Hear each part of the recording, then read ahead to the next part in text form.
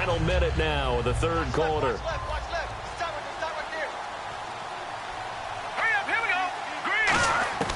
From the shotgun, he'll look to throw. His throw incomplete. Trey Burton, the one he was looking for. And it'll bring up third down. They got to get to the 23 here on third. They isolate Hopkins on the left side. He'll drop to throw. And this time he's got the hook up. It's complete. They give him 14 yards that time and a fresh set of down. They're going to hurry back to the line now. We always hear from coaches how much they like to run crossing routes because they want to hit their receivers on the go, get them the ball, and keep them moving. How about when you hit a tight end that way? Okay, the receivers are going to run past you most of the time. The tight end, they can do their damage a different way, break a few tackles, and really scatter some people, can't they?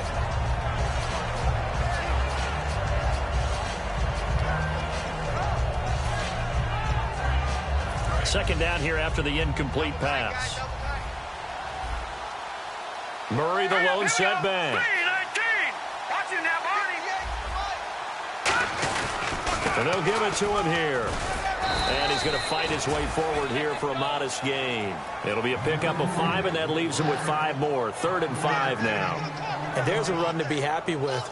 Good, solid yardage. You'll take that anytime you hand the ball to a back. And let's see, the Bucs with 6 DBs, so a dime set here on third down. Back now in Tampa. It's Texans football, but they trail here as we get started in the fourth quarter.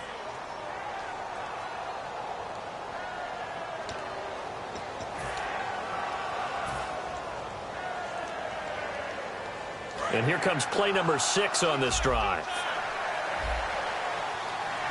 They come out here in the eye.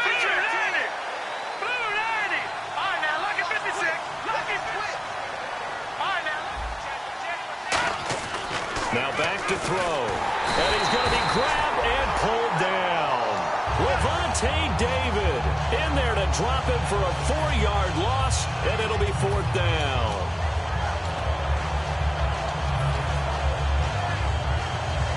Their already slim hopes are going to ride on this one. They'll go on 4th down. And he goes in motion here in the backfield. Got to try it here. He's back to throw. And this is incomplete. Boy, it looked like he had it and dropped it. And the Buccaneers defense holds, and they get the football back. And Tampa Bay trots out there now. And they were able to punch it in the end zone last time. They'll be looking to do that again here for the defense.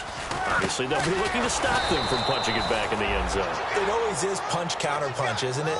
And which team has the advantage? Well, let's just go back. Last time on offense, they rolled downfield, got into a good rhythm. You can see a little more bounce in and out of the huddle. You can see the sideline really get into the game. So defensively, you're thinking to yourself, how do we take that away from them? How do we get the advantage back? Let's see what they come up with. I think pressure is always the first way to go. You love pressure. I love it. Let's see if they dial it up this drive. He lost 2 there, and it's 3rd down. And in this situation with the lead, 4th quarter, they're liking keeping the ball on the ground, I'm sure. That's just smart football, but you know the defense has to know it as well. They've got to stop them here. So now we're going to see that loading the box in a big way. 6, 7, 8, 9, whatever it's going to take, puts a little bit more pressure on your big offensive line. Winston now. Firing quickly here, and that's complete. They'll get 10 there, but it leaves them just short for 4th down. Whether you're playing West Coast offense or not, one of the maxims of the West Coast offense is you're either throwing a touchdown or a check down. In other words, look for the big shot, but be smart. And I think they did exactly that on that play. They didn't get the first down, but they're taking care of the ball well. Yeah, and being rightly cautious with that lead here in the second half.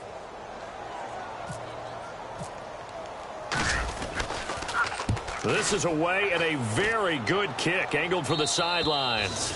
There, this punt will go out of bounds. I think it'll be inside the 25, and it will. Right at the 24-yard line is where they'll spot it. Heading out is the Texans offense as they get set to take over here. They had a great drive going last time. They were moving the ball, and then all of a sudden it just stalled out.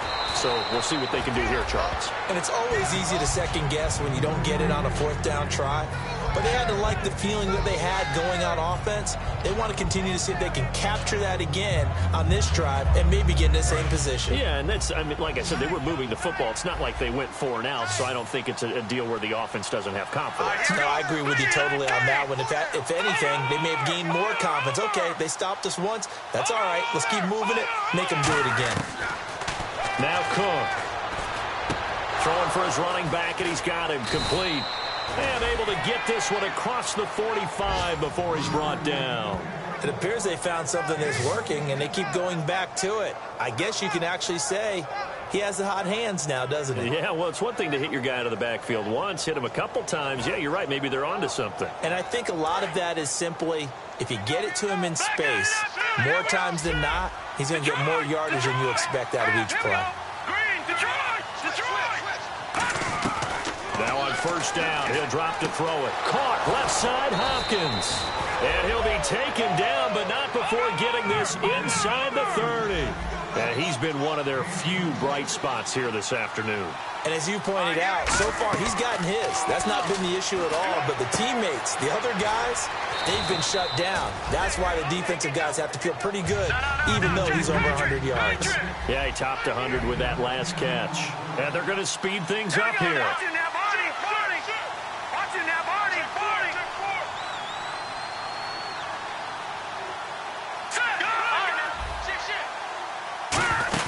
They'll run it now out of the gun.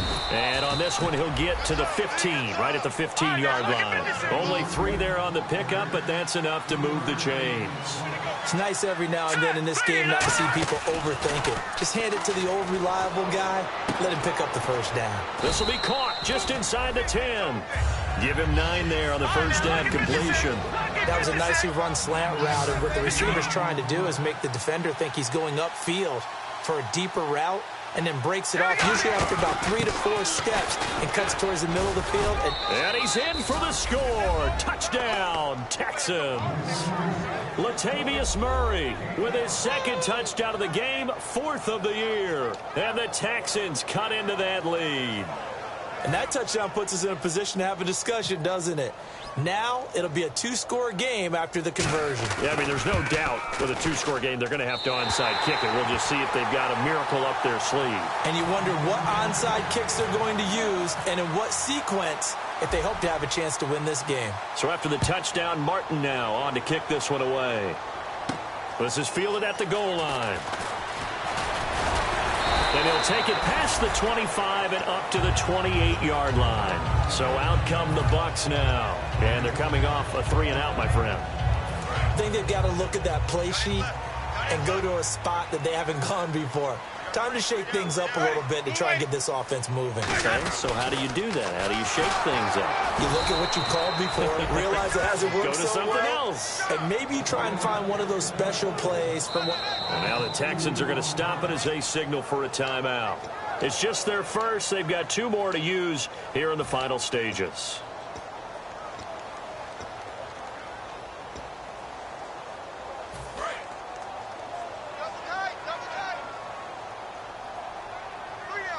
And on the outside, they're playing press coverage.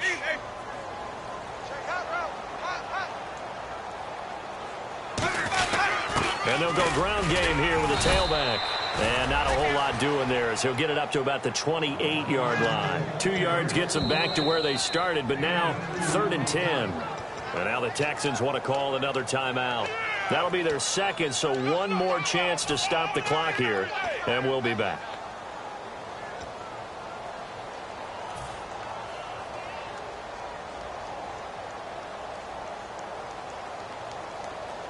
Defense has set themselves up nicely. 3rd and 10 now.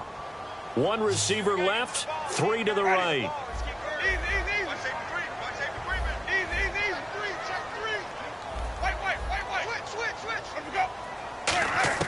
On 3rd down, Winston. Dancing to his left. And he'll just throw this one over in the way of the security crew. Incomplete here. Partner, how many times have you heard it? Pressure creates diamonds, right? But it also bursts pipes. And on that one, that's what they got. They got after him, and he was fortunate just to get rid of it. Yeah, he just had to chuck it away. And he gets this away, angled for the sideline with a lot behind it. Wow. And they'll play keep away from the returner as this one will be marked out of bounds at the 13-yard line. Pretty good spot. The Texans offense now, they get set to head back on the field here. Last time they were out, they scored. Still trailing here, though, so some work to do. But it's okay in terms of mindset. Because they scored the last time, they're not quite as worried about being down on the scoreboard because now their confidence is a little bit higher. They feel like they've got something going, and they feel like they can attack again and put more points on the board. Are you scoreboard watching if you're the offense, or are you just focused on this drive? We wouldn't be telling the truth if we said that they didn't scoreboard watch. Everyone does it to some extent, but you've got to set it aside right now and just focus on this series. That'll take care of the scoreboard if they punch it into the end zone. He's going to flip one out here to his running back. 9 yards on the pickup there, and it keeps the drive alive. So many times you hear today's NFL described as a space game. Get your best players into space with the football in their hands. That's why sometimes you just swing it out to your runner, get him out in the flat, and let him have a chance to make people miss an open field. Escaping the pressure right, and he's got his man on the out route. Give him 10 yards on the pickup, and that'll make it second and a foot or so. And quickly, they get to the line. Throwing, Cook. Flush to his right. Going to throw right side here, complete.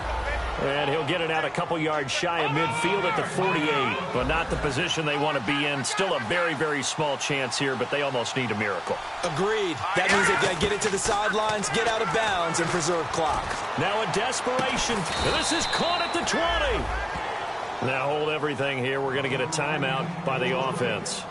That'll be their third and final stoppage here as we step aside.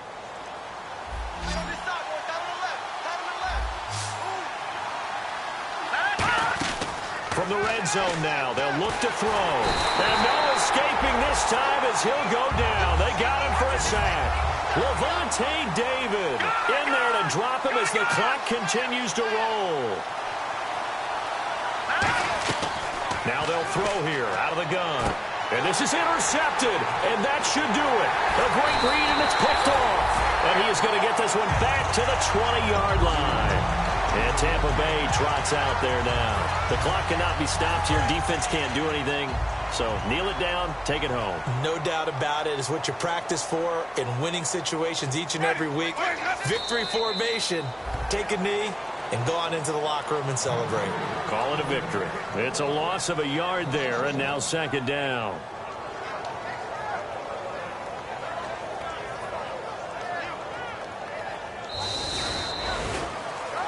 And Charles, I think when the schedule comes out, all teams, no matter where they're predicted to finish, talk about protecting your home turf. They were able to do that here in this one. Similar to a tennis match, right? Not letting them break your serve. That way you hold on to it. They got it done, and they feel very good about that victory. So for the Bucs, they finish a perfect month of September as they move to 4-0 on the new campaign. And they'll get to stay put for a few days as they'll host the Atlanta Falcons next week. Meanwhile, for the Texans, they'll fall back to 500 at 2-2. And they'll get a chance to redeem themselves next week at home against Jacksonville.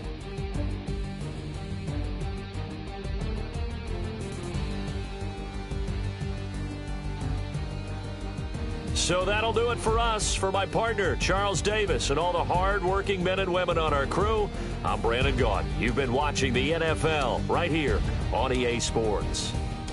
The Bucs are winners here as we say so long from Tampa.